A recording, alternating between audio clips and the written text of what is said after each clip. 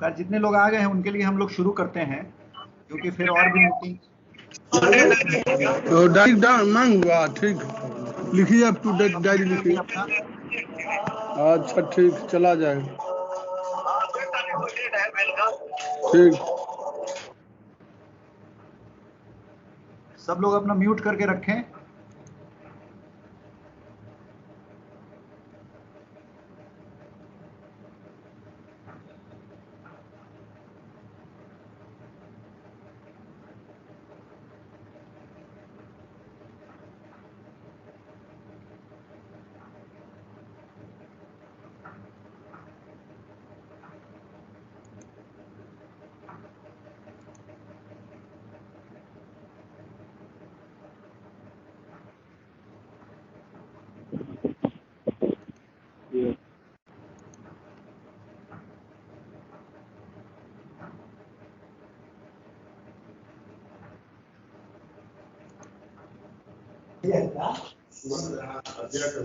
लेकिन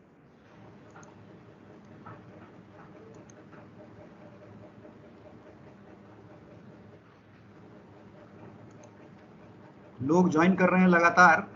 खैर हम लोग आज की मीटिंग शुरू करते हैं। सबसे पहले आप सभी लोगों को इस मीटिंग में आपका स्वागत करते हैं और आपको बताते हैं कि बहुत ही छोटी सी मीटिंग है। पिछली बार हम लोग करने की कोशिश किए थे, लेकिन किसी कारण से टेक्निकल प्रॉब्लम्स की वजह से वो मीटिंग नहीं हो सकी। आज की मीटिंग हम लोग सभी डेटा एंट्री ऑपरेटर्स जो बेल्ट्रॉन से आए हैं और सभी एग्जीक्यूटिव असिस्टेंट्स जो जिला पैनल से आए हैं उनके लिए हम मीटिंग कर रहे हैं। और महत्वपूर्ण बिंदु है कि सीसीटीएनएस के बारे में थोड़ी सी आपको जानकारी देनी, आपके रोल के बारे में आपको जानकारी देनी और इसका फ्यूचर कैसे बिहार पुलिस के फ्यूचर से जुड़ा है और आपके फ्यूचर से जुड़ा है, इसके बारे में थोड़ी सी जानकारी देनी, ये मकसद है इस मीटिंग का।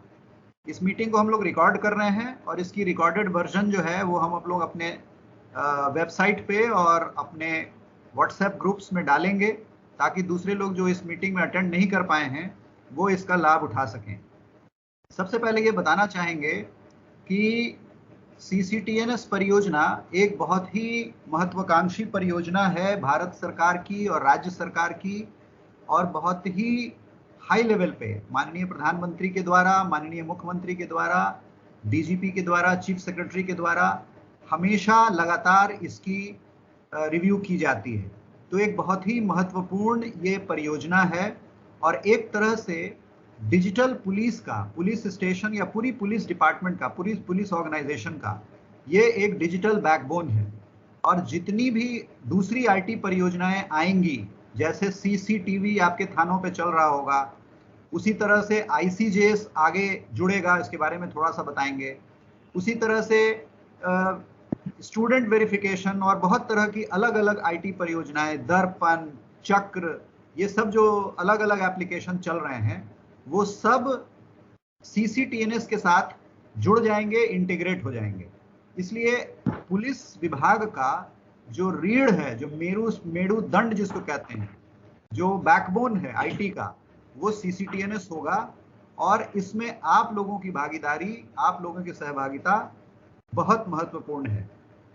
सबसे पहले मैं ये बताना चाहूंगा कि बेल्ट्रॉन से हमारे पास डेटा एंट्री ऑपरेटर्स लगभग 500 आए हैं। एग्जीक्यूटिव असिस्टेंट्स पूर्व से 384, लगभग 400 काम कर रहे हैं हमारे पास। कुल मिला के 1000 लोग हमारे पास थानों के स्तर पे काम कर रहे हैं आज। आप सभी पुलिस विभाग के एक पार्ट हैं। हम सब आप लोगों को पुलिस का अंग मानते हैं, क्योंकि पुलिस की बहुत ही महत्वपूर्ण इस परियोजना में आपका योगदान और आपकी सहभागिता है। तो सबसे पहले आप सभी लोगों को ये समझना होगा और ये जानना होगा अपने मन में कि आप एक पुलिस की आईटी परियोजना को चलाने वाले, बिल्कुल लास्ट माइल कनेक्टिविटी स्टैब्लिश करने वाले आप सभी लोग ही हैं, जिसके द्वारा हमारा थाना पुलिस मुख्यालय से और राज्य मुख्यालय से और राष्ट्रीय मुख्यालय से हमारा जुड़ता है इस परियोजना के माध्यम से, और उसको जोड़ने वाले आप सभी लोग हैं। और आप लोगों के काम करने के तरीके से ही सीसीटीएनएस आज एक सफल परियोजना के रूप में बिहार में आया है। और हम लोग लगभग 900 थानों पर थानों को जोड़ पाए हैं मुख्यालय से, और ये मुख्यालय के माध्यम से राष्ट्रीय स्तर पर भी जुड़ा हुआ है। तो आप जो काम करते हैं थाने के स्तर पे, चाहे अररिया के कोने में हो, छपरा के कोने में हो, गोपालगंज में हो, बेतिया में हो, इधर आप कैमूर में हो, कटिहार में हो, कहीं भी हो, जो भी आप काम करते हैं, आपकी काम की जो रिफ्लेक्शन है वो राज्य मुख्यालय में होता है और राष्ट्रीय स्तर पे भी उसको देखा जाता है और परखा जाता है। और आपके इंफॉर्मेशन और आपके काम के माध्यम से ही पुलिस थानों को जोड़ने की काम हो रही है। इसलिए सबसे पहले आप ये जानें कि सीसीटीएनएस परियोजना एक बहुत ही महत्वपूर्ण परियोजना है और आप सभी लोग इसके एक बहुत ही महत्वपूर्ण प्रतिभागी हैं और आप सब पुलिस विभाग के अंग हैं और पुलिस विभाग में अपनी योगदान दे रहे हैं।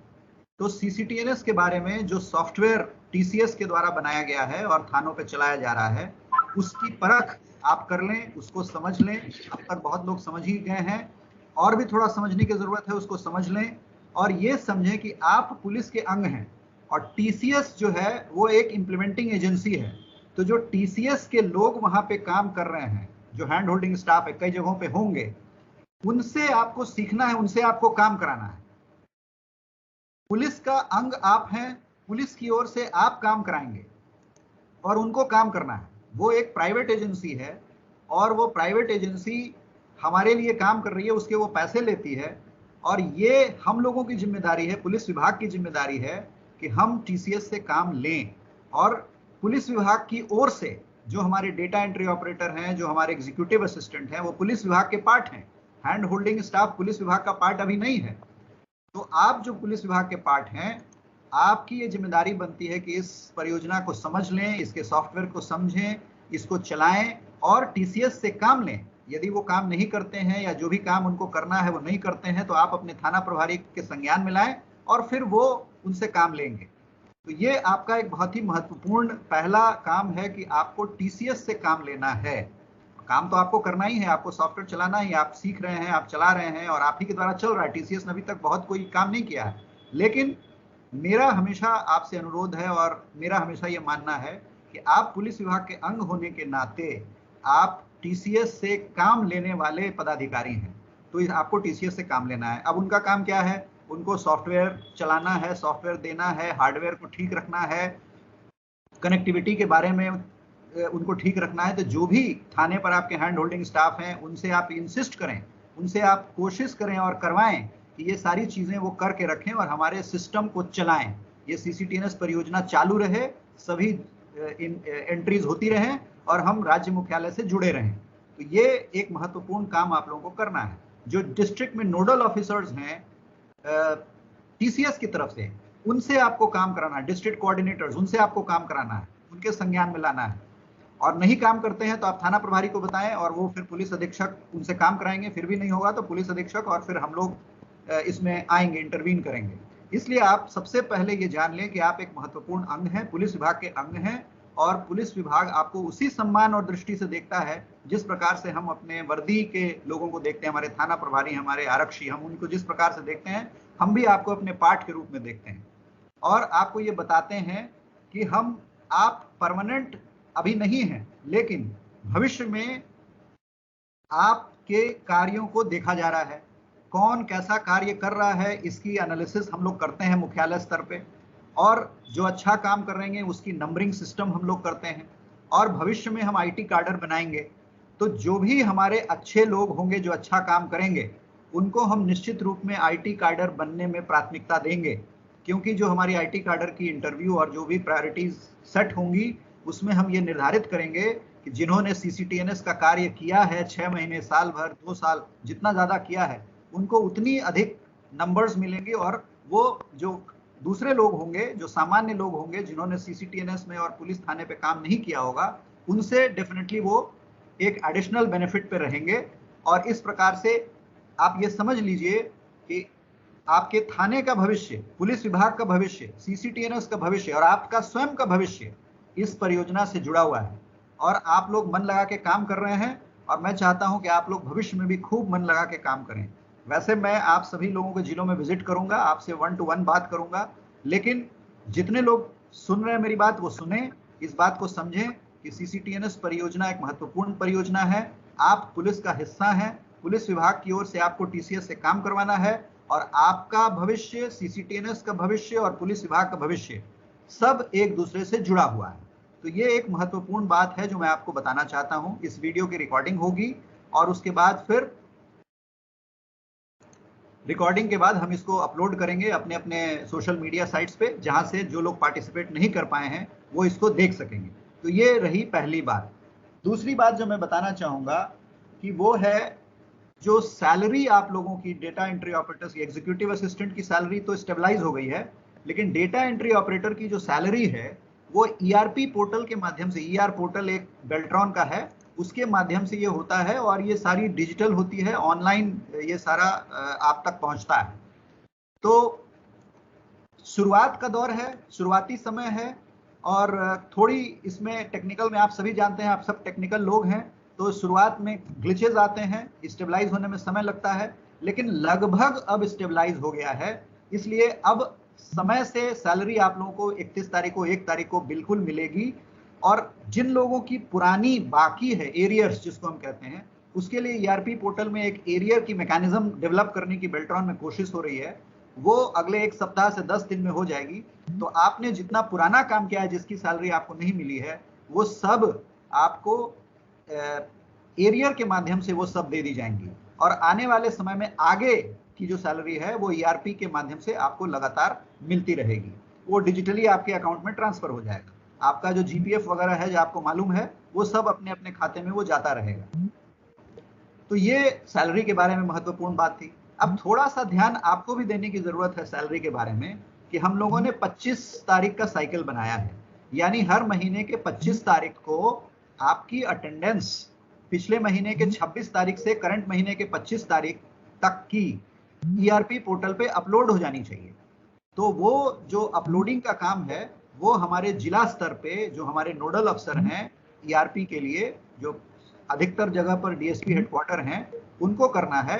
तो वहां पर भी मुख्यालय में बेल्ट्रॉन से हमारे पास जो लोग हैं जो काम कर रहे हैं मुख्यालय के थानों पे, वो सबके बिहाफ पर सभी थानों से अटेंडेंस ले करके वहां पर अपने ईआरपी पोर्टल पे इंश्योर कीजिए कि 26 तारीख से लेके 30 तारीख के बीच वो अपलोड हो जाए आपकी अटेंडेंस, क्योंकि जैसे ही वो अपलोड होगी उसके बाद हम यहाँ प्रक्रिया शुरू करेंगे और कुछ डिजिटल क्लिक्स होते हैं, उसके बाद वो सारा का सारा जो ट्रांसफर मैकेनिज्म है पैसे का वो आपके अकाउंट्स में चला जाएगा। तो थोड़ी सी अपने सैलरी के प्रति आपको भी सतर्क रहने की जरूरत है कि आपका अटेंडेंस 26 तारीख से लेकर के 30 तारीख के बीच अपलोड हो जाए ईआरपी पोर्टल पर। ये रही दूसरी बात। तीसरी बात मैं आपको बताऊं कि आईसीजेएस एक परियोजना और है, इंटरऑपरेबल क्रिमिनल जस्टिस सिस्टम, जो हमारे थाने जिस प्रकार से जुड़े हैं सीसीटीएनएस से, उसी प्रकार से कोर्ट, प्रिजन, एफएसएल, प्रोसिक्यूशन, ये सभी पिलर्स जुड़ेंगे आपस में। और हम ये व्यवस्था कर रहे हैं कि हम थानों को आईसीजेएस की यूजर क्रेडेंशियल्स दें।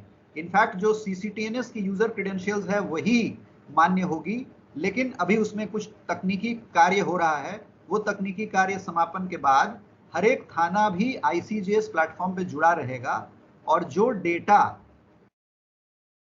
जो रिपोर्ट्स आप थाना प्रभारी को बता सकते हैं कि जैसे आपकी एफआईआर अभी डिजिटली कोर्ट में जा रही है, उसी तरह से कोर्ट के ऑर्डर्स डिजिटली आपके थाने पर आएंगे, एफएसएल के रिपोर्ट्स डिजिटली आपके थाने पर आएंगे, प्रोसिक्यूशन जो गवाही यहाँ होती हैं, वारंट वगैरह होता है, कुर्की होता है, वो डिजिटल माध्यम से थाने पर आएगा और उसका तामिला आप डिजिटल माध्यम से कोर्ट को भेजेंगे।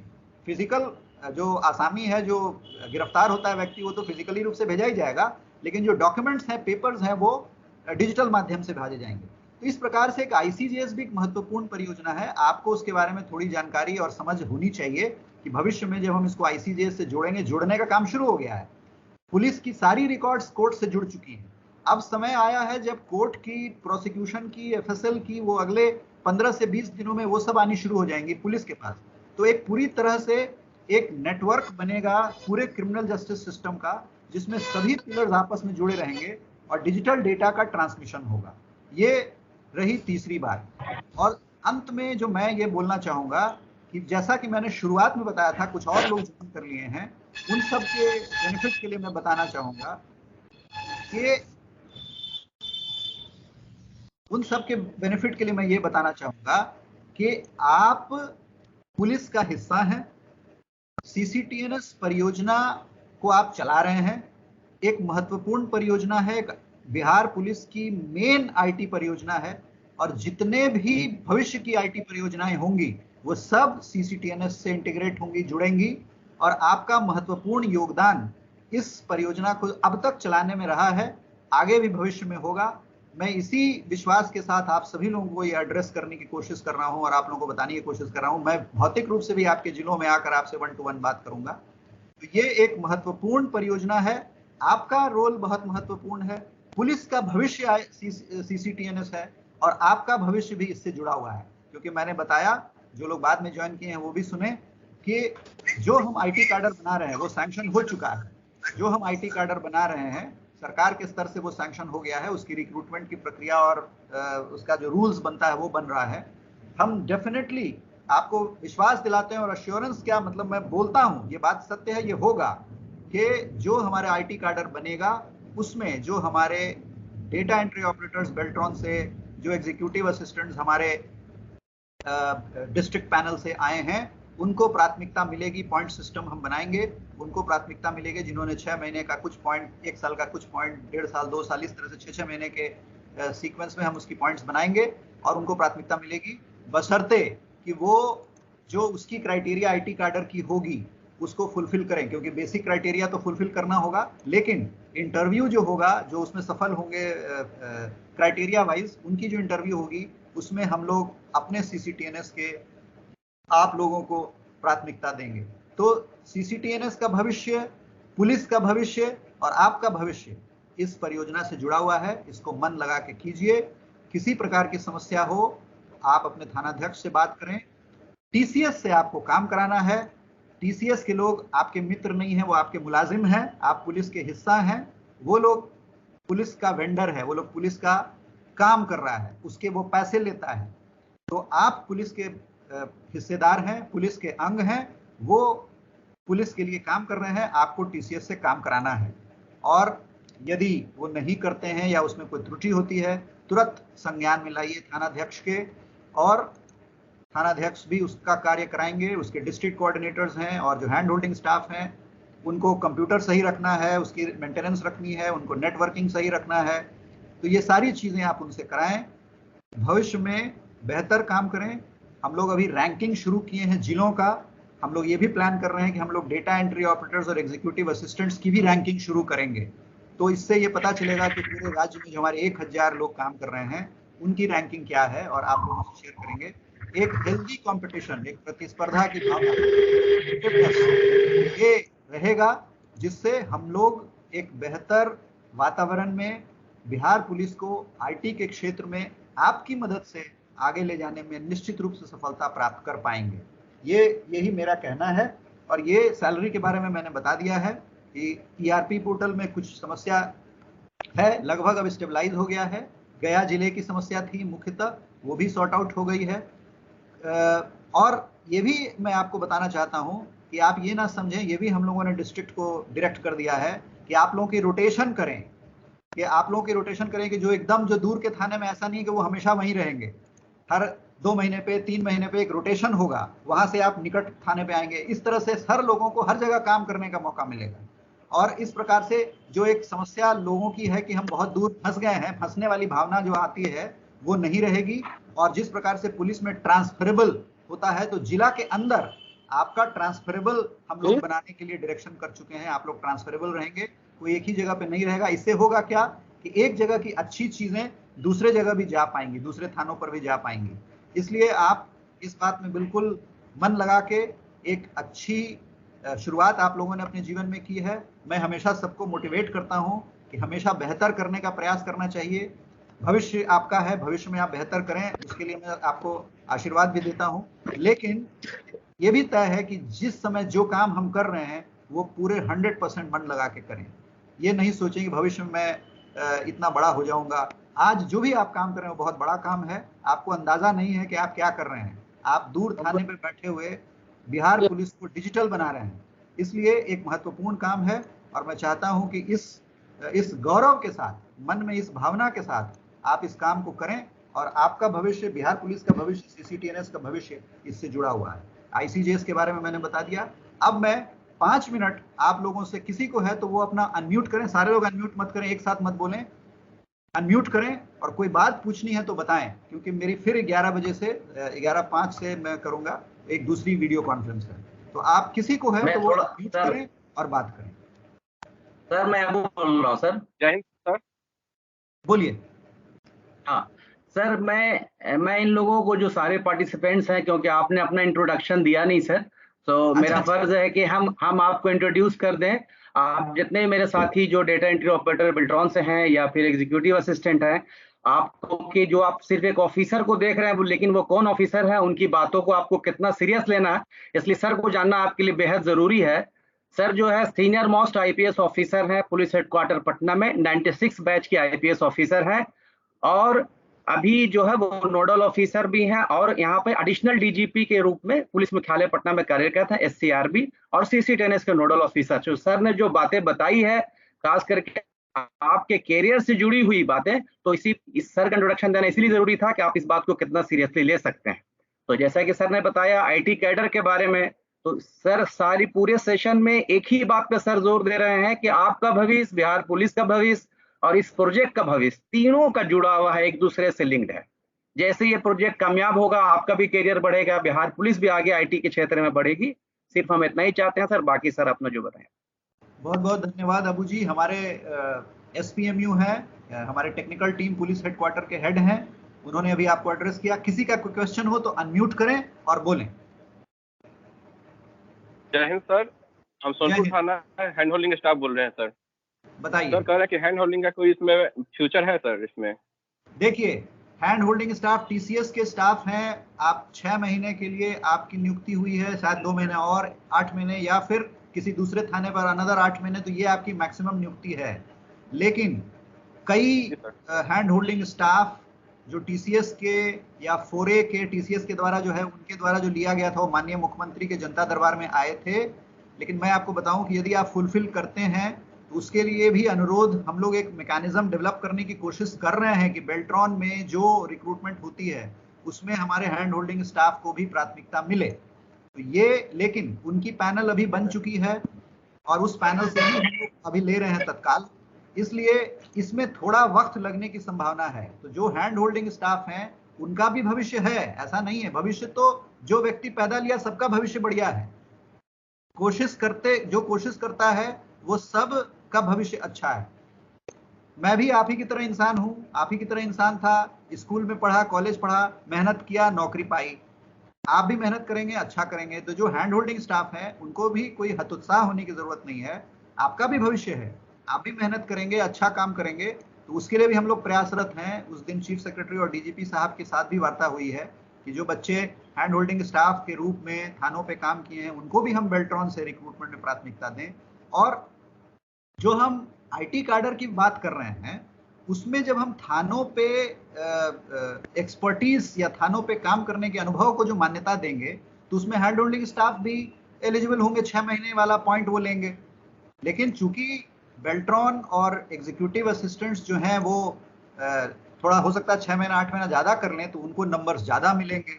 तो यही है सिस्टम। तो सिस्टम के हिसाब से हम लोग चल रहे हैं। लेकिन मैं कोशिश कर रहा हूं कि सभी लोगों को, हम सबका भविष्य बेहतर बनाने की कोशिश करें, क्योंकि हम आप सब बिहार से हैं, मैं भी बिहार से हूं, और एक बिहार पुलिस को हम लोग बेहतर बनाने की कोशिश कर रहे हैं। तो सबका भविष्य है इसमें, ऐसा नहीं है कि हैंड होल्डिंग स्टाफ का भविष्य नहीं है। किसी का और क्वेश्चन?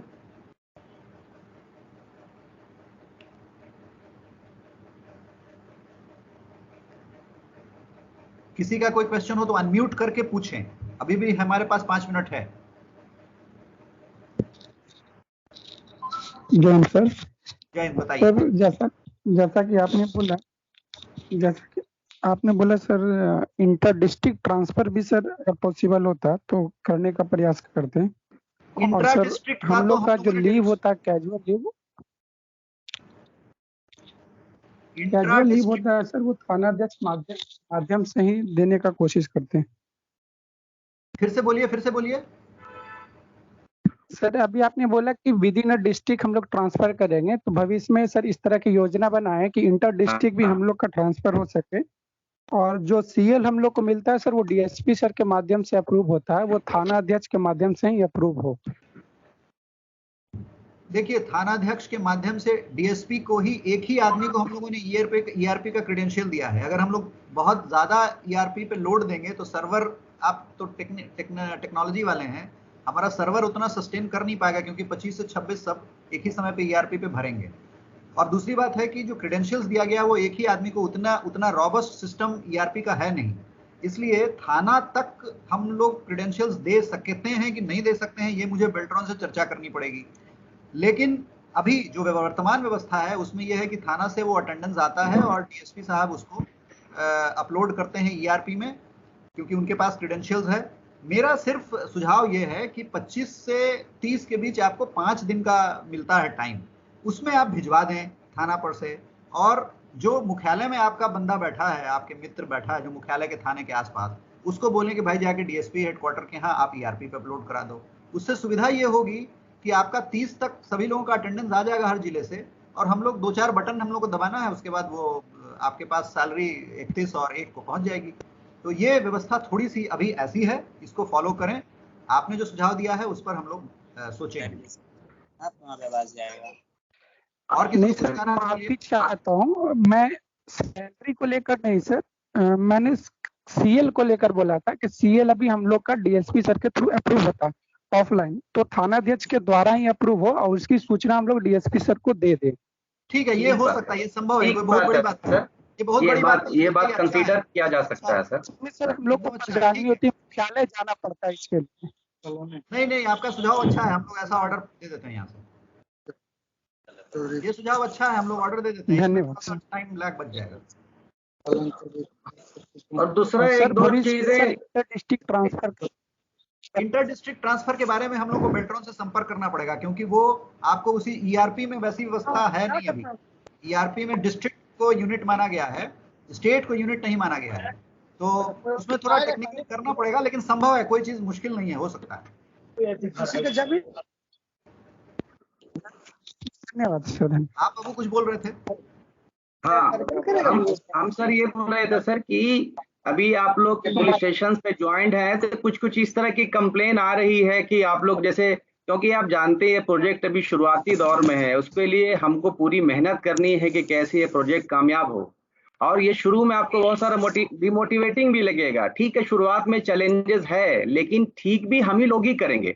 तो ठीक है, नेटवर्क नहीं चल रहा है, कंप्यूटर नहीं खराब, जैसे सर ने आपको बताया कि अगर कंप्यूटर खराब हो गए तो आप किसको आप बोलेंगे, तो टीसीएस को बोलना। तो अभी शुरुआत में आप लोगों की कंप्लेन, ये जनरल कंप्लेन आ रही है टीसीएस के और भी लोगों से कि आप लोग घड़ी दे के 5 बजे निकल जाते हैं या कुछ टाइमिंग, तो थोड़ा सा भी हमको कंप्रोमाइज करना होगा। आप समझ सकते हैं आपकी परफॉर्मेंस इवेलुएट हो रही है कि कौन थाना अच्छा कर रहा है, कौन डिस्ट्रिक्ट अच्छा कर रहा है, सारा पुलिस मुख्यालय के लेवल से और डिस्ट्रिक्ट के लेवल से इवेलुएट हो रही है। सो इस तरह का प्लीज कंप्लेन ना आए तो अच्छा रहेगा आप लोगों के लिए। मन लगा के काम करिए, पुलिस में समय नहीं होता है, पुलिस में समय और दिन नहीं देखा जाता है। पहली बात पुलिस में नौकरी अगर करे हो तो सबसे पहली बात ये जान लो कि समय और दिन नहीं देखा जाता है। हम लोग के ज़हन में ये नहीं आता है कि आज सैटरडे है, आज संडे है, या शाम है या रात है, कभी ज़हन में ये बात नहीं आती है। काम करना है तो करना है, नहीं करना है तो नहीं करना है, उसका क्या कर सकते हैं। तो हम लोग इस मीटिंग को यहीं समाप्त करते हैं और फिर आप लोगों से रूबरू होंगे। इसको हम लोग रिकॉर्डेड वर्जन को अपने सोशल मीडिया साइट्स पे यूट्यूब चैनल आप लोग देख सकते हैं। जय हिंद जी, जय हिंद सर। हाँ सर मैं पूछ रहा हूँ कि आते जाते लोकल के स्थानीय लोग आने वाले हैं, वो परेशान करते हैं थोड़ा, तो बताना पड़ता है कि हम इस विभाग से हैं, फिर भी नहीं मानते हैं। तो सर आई कार्ड के लिए थोड़ा हो जाए तो अच्छा रहेगा सर। आपका अच्छा सुझाव है। आप पुलिस में काम कर रहे हैं, क्या काम कर रहे हैं, या किसी भी ऑर्गेनाइजेशन में काम कर रहे हैं, ऑर्गेनाइजेशन भी रिस्पॉन्सिबिलिटी है कि आपको एक आइडेंटिटी कार्ड इशू करे, इसकी व्यवस्था हम लोग करवाते हैं। और एक इसी सीसी टेनिस के लिए एक यूट्यूब चैनल बना है बिहार सीसी टेनिस के लिए, आप लोग उसको सब्सक्राइब कर लें, सो डैट कि कोई भी वीडियो या कोई नई चीजें उसी पे ही आएगी। जैसे आज सर ने जो अभी हमारा ये मीटिंग हो रहा है, ये यूट्यूब चैनल पे इसको अपलोड किया जाएगा, तो बिहार CC10S करके एक पुलिस मुख्यालय का ऑफिशियल चैनल है यूट्यूब पे, उसको आप लोग सब सब्सक्राइब करा लें और अपने दोस्तों से भी शेयर कर ले इस लिंक को।